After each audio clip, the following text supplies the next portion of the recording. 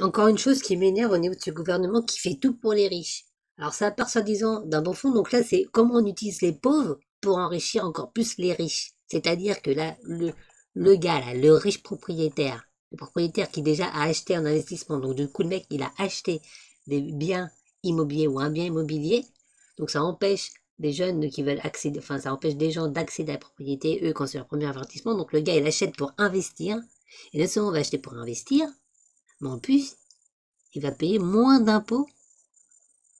C'est juste aberrant. Donc le truc, et ce qui est énervant, c'est où que c'est écrit. Donc là, c'est complètement inadmissible. Parce que déjà, le propriétaire qui baisse de 15% son loyer, il économise 20% d'impôts.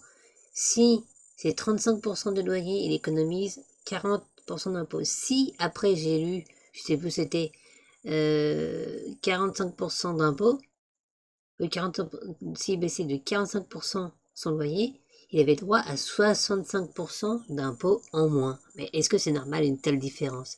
C'est inadmissible, c'est encore pour privilégier les riches.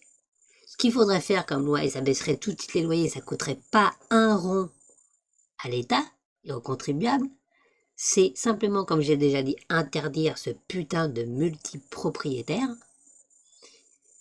Ils sont dans l'obligation de revendre leurs biens qu'ils n'occupent pas plus de 9 mois par an, parce qu'ils ont acheté dans l'optique, parce qu'ils occupaient, ils ont pas réussi à vendre, et pas parce qu'ils ont acheté récemment pour investir. Faut arrêter, tant qu'il y a la crise immobilière, on n'investit pas dans l'immobilier.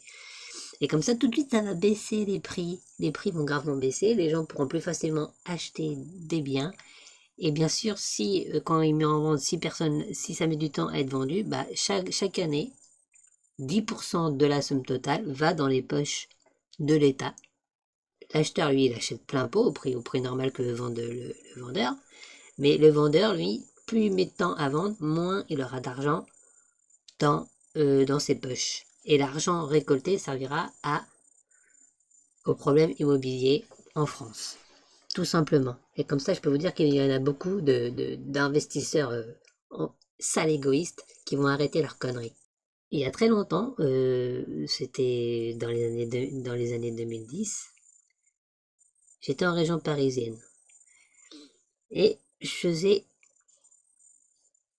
des activités touristiques. Plusieurs voyageurs m'ont dit je loue un appartement à Paris, au mois ou à la semaine. C'était 1000 euros ou plus comme ça le petit studio à la con, ou 1500 euros le petit loyer, le petit studio à la con. À ce moment-là, moi je faisais pas trop attention à ça, mais très certainement c'était au noir tout ça, c'était au black. Donc il y en a plein qui achètent pour après mettre en location au black le bien, et c'est jackpot pour eux. Mais si je retrouvais, si je savais où c'était, si je m'en souvenais, je dénoncerais parce qu'à tous les coups, et Magouille, c'est pareil, il y a très très longtemps, je côtoyais des étudiants étrangers. Eh bien, les étudiants étrangers habitaient dans un appartement qui me faisait penser à un HLM. Alors c'était peut-être pas un HLM, mais ça y ressemblait. Et plusieurs années après, je me suis dit, si ça se trouve, le propriétaire, enfin la personne qui leur louait à ces étudiants étrangers, c'était en fait un HLM. Alors bien sûr, à ce moment-là, c'est pareil. J'étais un peu au-dessus de tout ça, donc j'ai pas pensé à vérifier. Enfin, j'ai pas vérifié, ça m'a pas sauté aux yeux. C'est que des années après, j'y ai pensé. Et là, encore une fois, voilà comment le système est grugé. Donc, non, non, là, par rapport à là-dessus, le qu'avantage, c'est surtout un avantage pour les propriétaires, parce que ça va peut-être baisser le loyer des personnes. Mais ça va se retrouver après dans les services publics qui vont diminuer, parce que si l'État a moins d'impôts, moins d'argent qui rentre, eh ben, il y aura moins de services publics, donc quelque part on va s'y retrouver. Mais c'est surtout scandaleux, c'est inadmissible que 35% de 35%, ce soit 40%. Alors c'est pour inciter, mais simplement il devrait y avoir une loi qui les oblige tout simplement.